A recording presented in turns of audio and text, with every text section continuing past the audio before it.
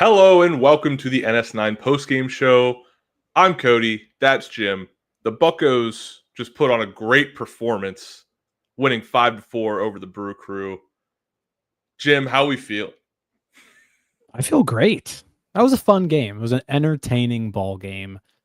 Back and forth. I mean, more hits. 2 games in a row. Hitting the ball. I know. I'm not used to it. We're hitting the ball all over the place. I don't know. I have not experienced a Pirates game this exciting yet this year that I've gotten to do a post-game show for. It's just there you go. Phenomenal. I'm happy for you. But yeah, as you can see, the hashtag Raise-Its are flowing in. The Buccos win. That means we're giving away 4 sandwiches, 2 winners. I'm not used to this. I'm not used to having to talk about we're giving away sandwiches, Jim. I'm usually the one who's with Ryan and we're complaining about the team. But I got nothing to complain about tonight. A couple things, but not too much. But before we get into that, we can complain a little bit. But yeah, tonight this is a fun night. Let's ride the high, And before we get into that, BetOnline continues to be your number one source for all your sports betting action. And with baseball in full swing and football season around the corner, BetOnline has more ways to stay in on the action with the latest odds, news, and scores, even live in-game betting. From MLB, UFC, to tennis and NFL futures, BetOnline remains your choice for sports wagering info. In between games, head on over to the BetOnline Casino with all the top Vegas-style games, including poker and live casino. Head to the website today and take advantage of their industry-leading VIP program with level-up bonuses and weekly cash boosts. BetOnline, the game starts here. Jim, this series got off with a bang, with a almost, I'd say, borderline classic between the Pirates and the Brew Crew. Where do you want to start with it? I mean, start from the beginning. I think the Pirates did a good job of just jumping ahead. They scored a run in the first, added on in the third. We'll talk about that a little bit. Tommy Pham. The dude can see now. He was blind and now he can see. And he goes 2 for 4 today with a single and his first homer of the year. Just incredible stuff. And then Nick Gonzales, 5 for 5 game. First time he's ever done that in his career. He's now hitting 320 on the season. Just Nick Gonzales, Brian Reynolds, Tommy Pham. A lot of guys just coming through today. You love to see it. Yeah, it was and awesome. And then the pitching. See. I mean, the pitching was good enough. Outside Stratton. Right. I'm usually not one to get excited about pitching. I'm the guy that's like, all right, I want to see hits. Give me hits. But Isaac Mattson had me jumping out of my seat. What an electric performance by Isaac Mattson. Hail to pit. Hail to pit, Cody. H2P, baby. So let's start in that first inning. O'Neal Cruz and Andrew McCutchen just didn't have a great game. They start out the game with a strikeout and a flyout, but then we get to the good stuff. Brian Reynolds gets a single, and Nick Gonzales, first double of the game. Yeah, I mean, first thing, like I said, they jumped ahead. Some 2-out magic there too. Ryan Reynolds with the single, and another good game from Reynolds too. Two good games from Reynolds in a row now. He had the 3 hits yesterday, gets the 2 hits today. He missed a homer by about 6 inches. I know. On that double that he had. But yeah, Pirates get on board there, and then I thought, they get the lead, And then you are facing this Brewers lineup that's pretty darn good. Like this is a really good lineup that they're facing here. Braxton Ashcraft making his first major league start. He's been working out of the bullpen for the most part. Has looked sharp out of the bullpen, and today he gets his first start. I thought he looked outstanding today. 3 innings, no runs, 1 hit, 2 strikeouts, no walks. He threw a ton of strikes. 3 innings, just 35 pitches. 28 of those were strikes. He looked really good, and he reminded everybody of like why I think like the Pirate, like last year, you could have probably brought up Ashcraft at any point to pitch in the bullpen, like just bullpen help, and they didn't do it. And it's like now you're trying to see like, all right, there's something here. This is why they kept him starting in AAA, because he looked like a pretty good pitcher out there. I don't know if this means he's going to start, like he's not going to move into the rotation anytime soon, but I mean, Braxton Ashcraft, as long as he stays healthy, he's going to start games this season. Like the deadline's going to roll around. You got to assume Heaney's going to be gone. There's going to be a spot open. And like Bubba's going to be up here eventually, but like Ashcraft is going to get starts. I can guarantee that. Yeah, I mean, he seems like a guy that once the trade deadline comes around, he's going to have to be inserted into this starting lineup, hoping that we can get a good return for a guy like Andrew Heaney. And there's going to be spots open in this rotation eventually. Ashcraft just, putting on a clinic tonight, making it known that, hey, I'm going to be somebody that's in this rotation for years to come. And like you said, he had the 35 pitches, 7 balls, 3 whiffs. I have a big note down here. It just says dope. He was dope tonight. He was very, very efficient. He had that one at bat. I think it was to Frelick, maybe. I forget who it was, but it was a lot of pitches, but he ended up winning that at bat. Outstanding start. There was a lot of hoopla about like taking him out when they did. I'll say this, like when at first glance, I was like, I would have kept him in another inning, but Ryan does those bullpen breakdowns every day. And, if you read those, you'll notice Braxton Ashcraft threw 40 pitches on Friday. So he's going on 2 days rest here.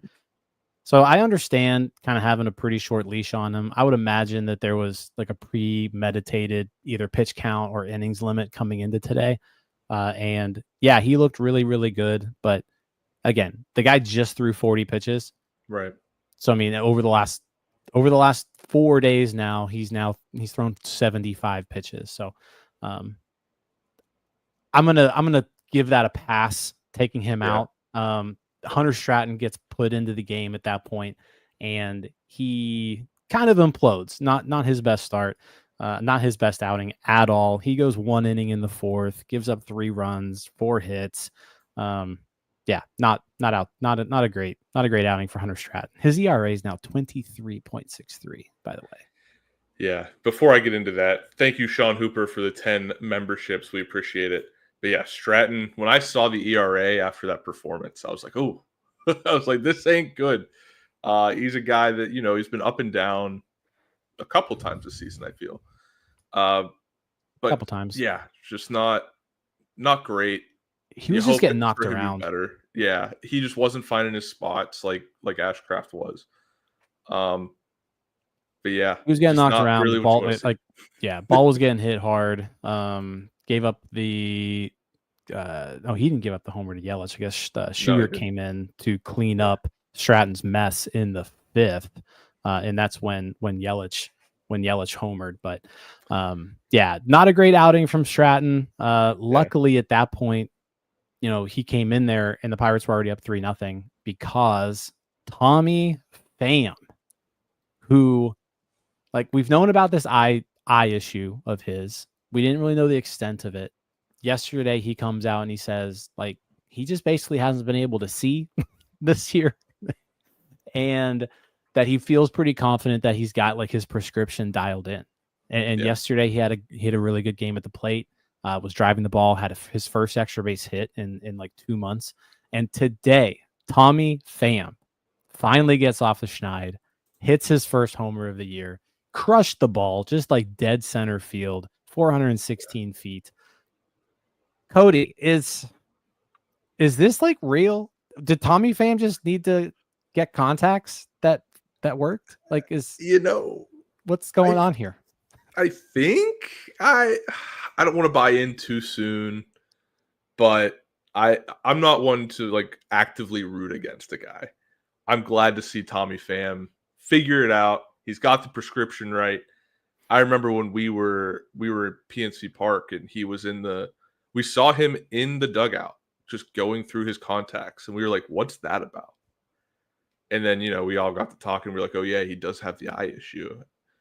And it's like, now that he like came out about it more last night, and like we're hearing more about it, and he's confident. I think that's what it was, is he needed to find that confidence in his vision. And I think now we might get a more, maybe not the best version of Tommy Pham, but a version of Tommy Pham that is serviceable, that we're not going to be groaning every time we see Tommy Pham in the outfield. And yeah, I just hope that it continues. But he had a great performance tonight. He collected the only barrel for the team tonight. Just a fantastic outing from him at the plate. Yeah, he did. It was a really good game for him. And so you want to see him now just string together some good games. Like I said, he had gone 2 months without an extra base hit, and he now has 3 in his last 2 games. Yeah. Wild stuff. So the Pirates have a little bit of a cushion there. Stratton, yeah. he gives it up though. Shugart comes in, gives up that homer to Yelich, who he's been red hot lately. But I'll say this, like Shugart did like calm down right after this. Like this game, after that homer, he ties it up in the 5th, and like you still got to figure out a way to get some outs here. Like you need to get 15 more outs to finish this game. Yeah. And Chase Shugart, like I said, gave up the homer, but after that, really, really settled in. He goes 2 1/3 innings, gives up just that 1 run, gives up 2 hits. I thought he rebounded really nicely from that homer to come out, to come back and really give the Pirates offense a chance to like retake that lead and bridge the gap between like those middle innings and the back end of the bullpen.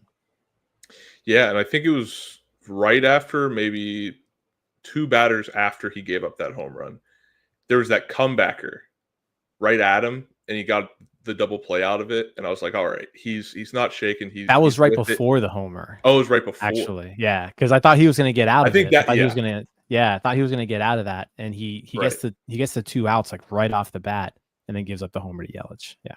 Yeah, that's there's so much that happened in this game. I just kind of forgot the order of which it all happened. But yeah, no, like after seeing that, I was like, okay, I'm confident in Chase Shugart here. He's going to get through it. Facing a tough hitter like Yelich, let up the homer. Happens, whatever. He gave up just the 1 run, right? So it's like he gave up just the 1 run, yeah. It's going to happen. And then in comes the Panther, Isaac Mattson, baby. Yeah, big moment for him. This is the second time in a row they've put him in the 7th inning of like a close game. It didn't work out very well last time for him, but this time he comes in to go against Frelick and Churio in the 7th. Gets both of them. Then they put him back out there for the 8th, assuming that Santana was unavailable. And the big at bat there was Christian Yelich to lead off that inning. It was an 11 pitch at bat, just a battle. And he just attacked them. I think that was what was most impressive about Mattson today. He threw 31 pitches, 26 of those were fastballs. Like he just reared back, threw his fastball, and was like, I'm going to give you my best pitch. See if you can hit it. And the Brewers couldn't hit it. Like I said, that at bat against Yelich, 11 pitches, 10 of those were fastballs. And he gets him swinging on a 97-mile-an-hour fastball up in the zone to finish him off. Contreras gets on base with a single, but then he gets Turang and Collins to end the inning. So yeah, big time performance for Isaac Mattson. He's a dog. Dude's got that dog at him. Dude, his nickname is the Panther because he just pounces on guys. Like you said, he came at Yelich with 10 fastballs and 1 changeup. It went fastball, fastball, fastball, fastball, fastball, changeup, fastball, fastball, fastball, fastball, and he got him. Like he is just nails, dude. Like I can't get over the intensity that he comes to the mound with. It's just so awesome to watch. Like as a fan, that's what I want to see. I want to see a dude who's pissed off on the mound and he just shoves. And that's what Isaac Mattson does every time he's out there. Yeah, I don't know if I necessarily want him in like high leverage situations all the time. Yeah, no. but I mean, he's shown. I mean, he's got 13 and a third innings now on the year. He's only given up 5 hits and 3 walks. So like he's limiting base runners. He's throwing strikes, which is really like if you're a reliever and you've got good stuff, like just throw strikes, man. Like that's the problem with a lot of relievers is they're a little inconsistent with their command. So like if you can just like throw your best pitch for a strike and like make the other team beat you, and they weren't able to do it today. So yeah, really, really good outing from him. I said, I'm not necessarily ready to christen him like in any sort of setup role, but it's nice to know that like if you need somebody in a pinch, if Santana's down, Ferguson was unavailable today, I'm assuming as well, that you've got a guy like that who can get big outs for you. Yeah, just very exciting. And he's a local guy. You know, he's from Erie, PA, went to Pitt. It's easy to root for the guy. But like you said, yeah, I don't want to see him in. Well, it's in crazy to think like this guy stuff. was. I mean, this guy was pitching for the Washington Wild Things like 3 years ago. I remember those guys make like $400 a week. Right. Like I remember in spring training, I made a post about him. I think we were facing the Orioles, and it was like he just struck out like Holiday, Rushman, and Henderson. And I was like, that's crazy. A dude from the Washington Wild Things just did that. It's spring training, so I wasn't super excited. But I was like, that's worth posting. And now here we are, almost 80 games in the season, and he is just he's arrived. Now, like you said, don't want to see him in high leverage stuff often, but it's nice to know that he's evolving. Mm-hmm. And then in the 6th, I thought we were gonna have a Nick Mears revenge game here on our hands. Nick Mears comes in from Milwaukee, and it's crazy how good he's been since leaving Pittsburgh. Basically, like the dude was awful as a Pirate in his limited action. He leaves Pittsburgh and he becomes one of the best bullpen arms in baseball.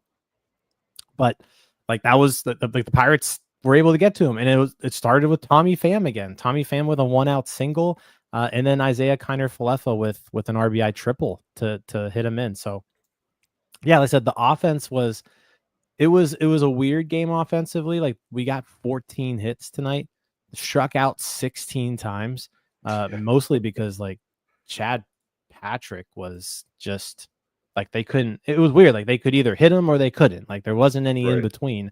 And then with Ashby, when Ashby came in, that guy has some ridiculous stuff. So I mean, he had 6 strikeouts in 3 innings, but.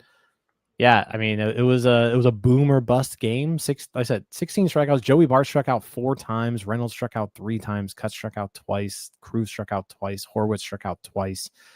We had a comment here. Penn, thanks for the $2. He says to ban O'Neal Cruz from Uncrustables until he gets his batting average over 230. Yeah, Cruz's struggles still remain. He did have an infield single today, but yeah, I mean, it was Pham. It was Pham, Horowitz. I mean, Hayes had a hit and a walk. But Nick Gonzales, ever since coming back, like I think he's kind of he's the man of this game. 5 for 5. His weighted runs created plus, I want to say, is up to like 130 something now. It's 130 on the dot. He's just been really good. And like we saw him take that step forward last year from his rookie season, and you expected, hopefully a little bit of progression this year. And it's only been 80 plate appearances. Like he just came back. This was his 19th game, but like so far, so good. And he's just up there hunting pitches, putting the ball in play and hitting it hard and getting on base. Yeah. And I mentioned it in the last post game that I was on with Ryan that Nick Gonzales is like one of the few reasons I get excited about this team. He's a guy that, he's been here through the whole Cherington era. He's a guy who, when we drafted him, there's a lot of promise, and then it fell off. And you're like, what's going to happen with this guy? He's just going to be a nobody that we drafted. Nothing's going to happen. And then he comes up, and you see what he's able to do. He had a walk-off in his rookie season that was huge. Everybody was excited about. He just continues to hit. He gets the RBIs. I know the guys in the booth, they like to kid around that he's the butcher. He collects the ribeyes, and he does. He's a guy that can get hits when needed. And it was mentioned on the broadcast as well that when he's batting in the 4-hole, he hits extremely well. I don't know what his batting average ended at the end of the game here with the 5th hit, but after the 4th, Greg Brown said that his batting average in the 4 spot was 440. That's impressive. I know it's batting average. People probably not very sustainable. It's not that sustainable, but it's nice to see. It's nice to see that he's coming along as a major league player. Well, the issue that this team has had all year long is like when they do get on base, they can't have anybody, like there's no one to drive in the runs.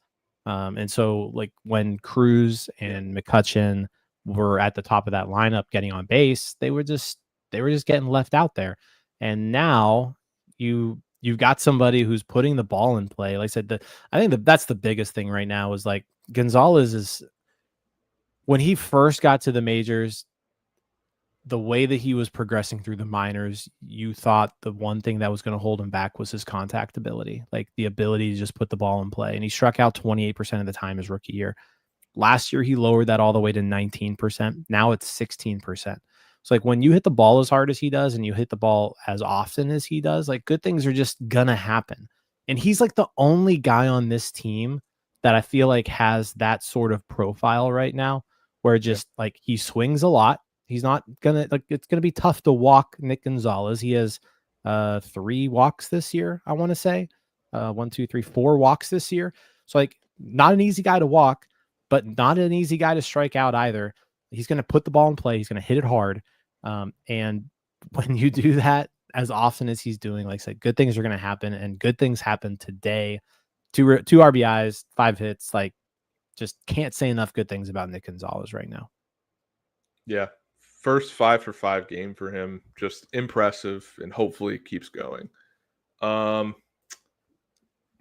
do we want to go now? Do we want to go to the 9th? You want to talk about more batters? Yeah, I mean, let's talk about the 9th. I mean, David Bednar comes in to shut things down. He's been just absolute nails lately. But this one started off a little shaky, gives up a single. Spicy. Yeah, single to Caleb Durbin. But then caught stealing. Like Joey Bart with a really nice throw to second. Durbin looked safe originally, goes off the bag. I thought IKF did a really good job of just holding the tag. Gets that out. It went to replay. Call stood. Then he does walk Jake Bowers after that to just kind of put the runner back on, but then strikes out Ortiz and gets Frelick to fly out. So all in all, it wasn't as stressful as I think it seemed. But yeah, I mean, David Bednar still has not allowed a run in like a month. Yeah, no, like you said, he's been dominant, and tonight was kind of like I got nervous. I was like, "Oh, are we going back to the old Bednar? Is he gonna let a run score? And we got to go into extras?" But he brought it around. He came into this game. You expected the best, but you got a little shakiness. But he came out of it, and that resilience. He showed that resilience since coming back. If he's not dominant like he wasn't tonight, he will find a way to get out of it, and he did. And it was impressive. Yeah, May 23rd now, the last time he's given up an earned run. So it's been exactly a month. ERA down to 2.93. Yeah, I mean, good stuff. Today he was a little shaky with his command. He threw 19 pitches, 9 of those were balls. The curveball in particular, he was having some issues with it, but a lot of that was just, I mean, he threw some really nice curveballs too, that Bart couldn't get the call on, that were at the bottom of the zone. So yeah, he's been really, really good. And so I mean, that's his 11th save. You can't say enough good things about him because he was like a ton of fans wanted him gone like a week into the season. I mean, there were people calling for David Bednar's head at the beginning of this year. And I mean, he's cleaned his year up really nicely. And, you know, I mentioned it on our post-game show yesterday. Like he's as good as he's ever been.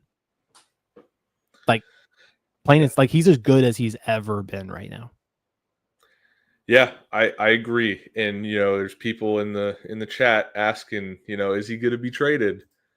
And it's at a point now where you got him back to his best, right? And do you want to make the same mistake twice of keeping him too long? I'm okay with keeping him. I'm okay with not moving him at the deadline. But at the same time, you may be able to get a decent bat. So that's where I'm at with it. What are your thoughts, Jim? I think I've made my thoughts very well known on the David Bednar situation. I said there are not very many people who are good at baseball who want to play for this team. Yeah. When you find one, keep them. Like you're at this point, I'm extending David Bednar. I'm not even like, I'll listen if somebody wants to blow me away, but like, unless you're blowing me away, I'm extending him. I'm keeping him here because again, you cannot bring in free agents. Like you're not going to attract good players to play here. We've seen it. It doesn't happen. Just doesn't happen. There's 2 people in the world who want to play baseball for the Pittsburgh Pirates. There's 2. And like, that's not a joke. I'm saying there are 2. Yeah. No, and you're right. and so like, if one of them is good, if they're good, keep them because it's impossible to find good players to want to play here. The only other way you can do it is by either developing them or trading for them. That's it. So like, if you've got a good one and he's here and he wants to be here, you keep him. Like I said, I'll listen. Like I said, if someone wants to blow me away, sure, whatever. But I'm keeping my good players who want to stay here. And I've stuck with that. I've stuck with that for a while now. And yeah, I'm very anti-trade Bednar. Yeah. You know, you make a lot of good points, but like we could just replace him with Isaac Mattson now, you know, another local guy. Isaac Mattson is just as old as David Bednar too. So yeah. I guess I could say Mattson probably wants to be here too. He's probably fine being here. But Mattson hasn't proven himself like Bednar. All right. Well, what a game. What a night. Had a lot of fun watching that game too. It really feels like these games where a lot happens that my mind just goes everywhere. Like I'm looking at things I can post. I'm looking at, oh my God, this guy got a hit. This guy's got 5 hits. This guy's, it's that I find fun in the chaos. I think most people do. And there was a lot of chaos on the base paths and not good chaos. But yeah, we haven't even gotten to that. Like Nick Gonzales got thrown out twice. The O'Neill Cruz play, we haven't even mentioned that. Oh, I know. That was in the 4th. There was, and I think I try to not be too hard on the Pirates announcers because I sympathize with them that like calling baseball for this team 162 times a year has to be extremely difficult. But I feel like they just kind of laid it on O'Neill Cruz a little bit too much there. Now, I don't think O'Neill Cruz did the right thing in that situation. I think he could have set himself up better to catch the ball and make a throw, but like no one in this world is making that out at home. Right. The ball was it was a 300-foot fly ball. It's not happening. Like you don't get people out on those. He threw the ball. It was an unreal throw, And I mean, Contreras beat it by 6 feet. So like, let's not pretend that if he would have set up any different, that the outcome would have changed. But it is a learning experience. Like, hey, best way to field this would have been to, come in on it. They spent more time criticizing O'Neal Cruz for that play than they spent Nick Gonzales for 2 boneheaded running mistakes. I'm not as mad at Gonzalez for the second one as I am the first one, but like, lay off him a little bit. I didn't think it was that big of a deal. My thoughts on the O'Neal Cruz play were he did everything right, in my opinion. He got under the ball, he made a solid throw, and it got caught. It didn't go errant past the backstop, and there wasn't another run scored. He did what he knew he could do to make sure he saved as many runs as he could. There's not much else he could have done because he also is not a natural outfielder. He's still learning this. I know we're almost 80 games into the season of him playing center field, but he's still learning center field. Like, you can't just say, oh yeah, 80 games, you got it. Like, he's still learning. And that's where I'm like, okay, I don't have to, like, I'm not mad about this because at least he didn't cause an error. The run, like you said, the run was going to score. Sure, it may have been a closer play if he set up better, but he set up the way that he knew he wasn't going to make a mistake. And that's how he's played, is he doesn't want to make a mistake. And he didn't. So there's no reason for just I got very frustrated when I heard Greg Brown talk about it. It was like he was acting like he was having a picnic out there. Like, no, he made a catch. He threw it where it was supposed to be thrown. The run scored.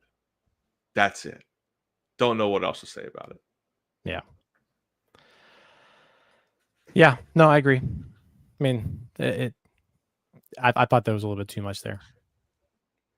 Michael asks, can we please play Henry Davis most games now? I agree. I'm with you there. I agree as well. I think at this point, I would much rather see, and then I don't know if we need to see like a 4-1, but Henry Davis should be starting 60% of the games at this point. I agree, because we need to see what he is. Everybody got excited when Bart unfortunately went on the IL, and we got to see Henry Davis a lot more. And now that Bart's back, he's back to in the starter role, and it's like that's not really where we should be at this point in the season. Like we've said many times, it's kind of a lost season. Let's see what we have in the guys that we invested in, and if they don't have it, we move on, and if they do, we build upon it. And it just seems like I get it. Bart is the better catcher in some aspects, but Henry Davis is your 1-1 pick. He's the guy that is supposed to be the future at catcher, and you're not learning what he is. Davis has been the better defensive catcher this year. Right. I think Bart has been the better hitter, but Bart's not giving you much at the plate right now. He's not slugging. Right. I don't think it matters all too much. But I think you need to be playing Davis more. Davis should be getting 60% of the starts. Yep, 100% agree. 60% of the time, I 100% agree with you, Jim. There we go. So do you want to get into the Nick Gonzales stuff on the base paths? Because I have some thoughts. Go ahead and give your thoughts. I'm good with it. We won. I'm happy. I don't want to. I know. I don't want to get too negative, but we can't. I know he was 5 for 5, but I feel like we got to talk about the game. The single he tried to make into a double. That's on him. I get it. You see the opening. You're like, I'm going to try it. You go for it, and you don't succeed. That's fine. Now, the play where there was a dribbler and he decided to go for third after being, going to second, to me, that's on Mike Rebello. Because Rebello's got a better view of that ball. He's probably telling him to go to third when he likely should not have been. And we all know he should not have been. And I'm sure Nick Gonzalez' first reaction was to just stay at second. But when your third base coach has a better view of the ball and he's telling you to go to third, you're going to go to third because you trust in your coach. But we've seen many times this year with Mike Rebello, he's a little too aggressive with these guys on the base paths. So that's where I stand on the two base running mistakes by Nick Gonzales. See, I'm opposite. Really? Okay. I'm okay trying to stretch a single into a double, trying to get into scoring position with an offense who can't string together hits.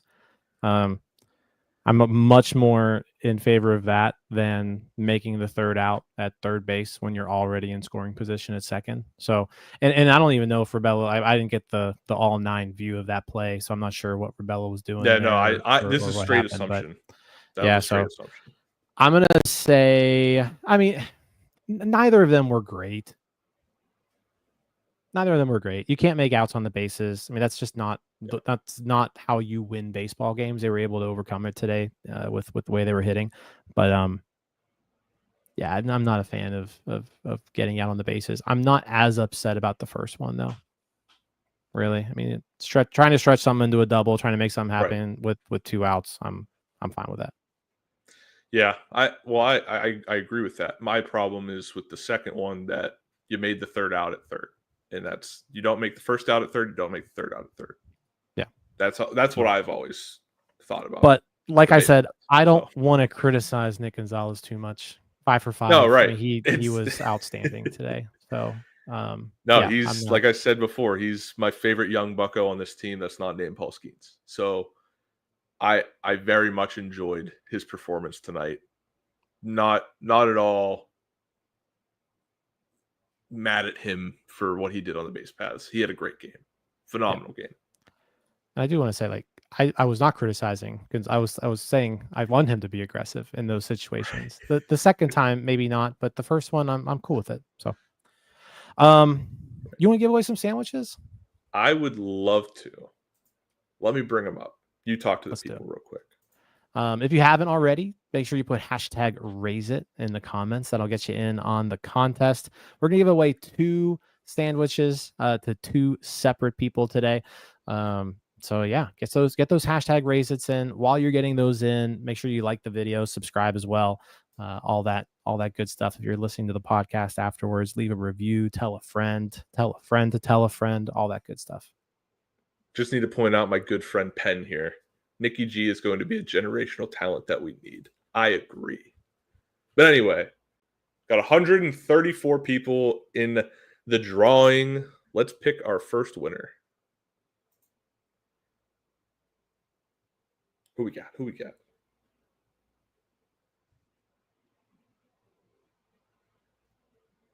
Bucko Brett 33. Congratulations. Congratulations, Bucko Brett. DM North Shore 9 on your favorite social media platform or email us at northshore9@gmail.com. You just got 2 sandwiches. Also, Bucko Mike can't complain because his name was in, like, it doesn't show everybody here, but his name was in there. I don't know if he was there or not. Yeah, he can't complain that it's rigged. He just lost this one, plain and simple. Bucko Mike's just a loser. Love you, Bucko Mike. Let's draw again. Who is our second winner tonight?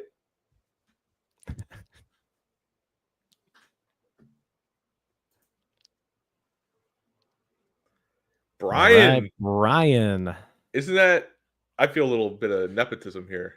Am I right? That is my brother-in-law. Yeah. So but hey, I didn't click the button. So congrats, Brian. I'll say I did click the button, so we can't blame Jim for Brian winning. Congrats, Brian. I will say this: Brian and my sister always say like, hey, I always comment raise it, and I never win. So this is Brian's first win. There we go. Congrats, Brian, and I am sorry that Jim is your brother-in-law. There you go. Brian says it's not. There we go. Finally. Well, all right, Jim, let's get out of here. What do you say? Let's do it. All right, folks. Thanks for joining us. I think Jim went through all the ways that you can support us. If not, do we have to do that? I'll say it again here on the outro. Yeah, we're going to see your big stupid head again in a second. So, all right, folks. See you later. Like Sean says, join the Discord. It's a good time. We have a good time there. And you're welcome, Bucko Mike, for putting your name up. All right, folks. We'll see you later. See you guys.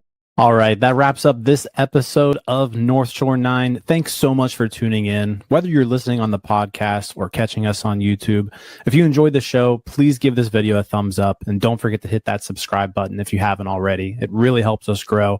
And if you're listening on the podcast, a quick review goes a long way in helping others find the show. Plus, be sure to tell a friend about us. There's always room for more here in the NS9 community. And for those looking to support us a little more, consider joining our Patreon, become an MVP member, and get exclusive perks while helping us continue to bring you more of the Pirates content you love. Thanks again for all your support, and let's go Bucs.